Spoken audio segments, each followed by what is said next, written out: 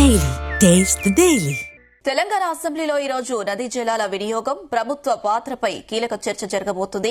3 రోజుల విరామం తర్వాత శీతాకాల అసెంబ్లీ సమావేశాలు జరగబోతున్నాయి.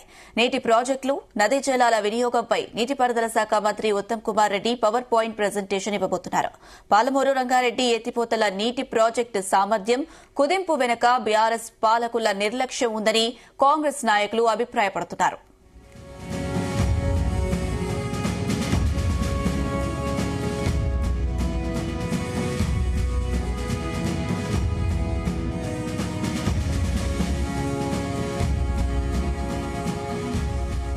ప్రజాపాలనలో మనుగడ కోల్పోతుందనే ఉద్దేశంతో జల వివాదంపై నానాయాగి చేస్తూ కాంగ్రెస్ ప్రభుత్వాన్ని ఇరుకున పెట్టాలని బీఆర్ఎస్ పార్టీ నాయకులు భావిస్తున్నారని సీఎం రేవంత్ రెడ్డి మండిపడ్డారు. నదీ జలాల వినియోగం, నీటి ప్రాజెక్టుల ప్రయోజనాలపై ప్రజాప్రతినిధులకు ప్రజాభవన్లో అవగాహన కల్పన కార్యక్రమం నిర్వహించారు. అసెంబ్లీలో పవర్ పాయింట్ ప్రెజెంటేషన్ తర్వాత సభ్యుల అభిప్రాయాలను తెలుసుకుని నదీ జలాలపై జరిగిన అన్యాయంపై విచారణకు ఆదేశిస్తామని సీఎం రేవంత్ రెడ్డి తెలిపారు. పాలమూరు రంగారెడ్డి నీటి ప్రాజెక్టు కృష్ణా జలాలతో తెలంగాణకు తీవ్ర అన్యాయం జరిగిందని రేవంత్ రెడ్డి విచారం వ్యక్తం చేశారు. తెలంగాణ ఏర్పడిన తర్వాత సీఎం కేసీఆర్, నీటిపారుదల మంత్రి హరీష్ రావులతో తీవ్ర అన్యాయం జరిగిందన్నారు.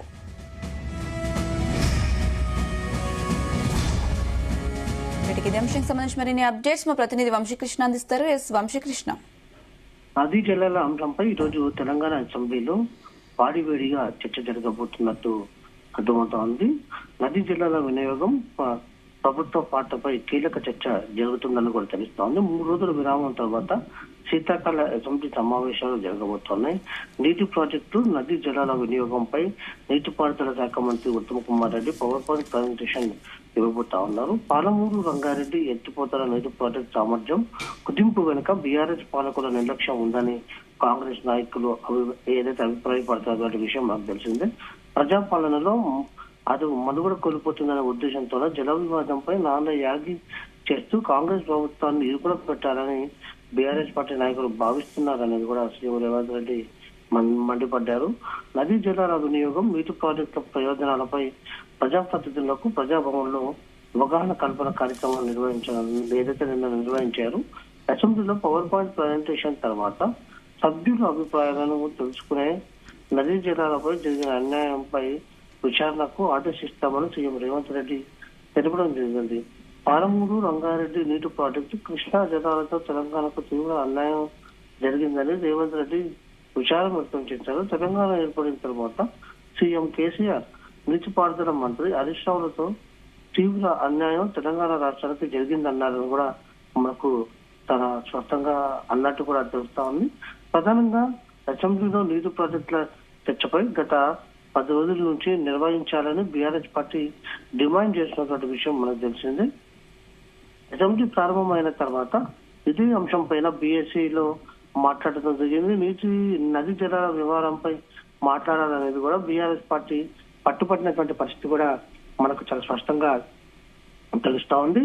తర్వాత తదుపరి ఏదైతే నదీ జలాల అంశం పైన సంబంధించి కూడా అటు BRS party deputy floor leader Harish Rao కావచ్చు, ఈ అంశం పైన చాలా సుదీర్ఘంగా మాట్లాడే అవకాశం కూడా మనకు కనిపిస్తోంది. ఈ సందర్భంగా ఏదైతే చర్చాలో దాంతో పాటుగా ఆరోపణలు, ప్రచారోపణలు జరిగే అవకాశం మాత్రం మనకు చాలా స్పష్టంగా కనిపిస్తా ఉంది.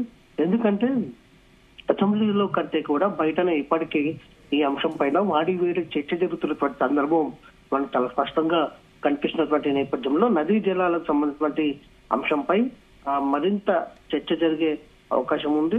అటు మరోపక్క కాంగ్రెస్ ప్రభుత్వం ఈ అంశం పైన పవర్ పాయింట్ ప్రజెంటేషన్ ఇస్తుంది కాబట్టి తమకు కూడా పీపీటీకి అవకాశం కల్పించాలనేది కూడా బీఆర్ఎస్ పార్టీ డిమాండ్ చేసినటువంటి సందర్భం మనకు కనిపిస్తోంది.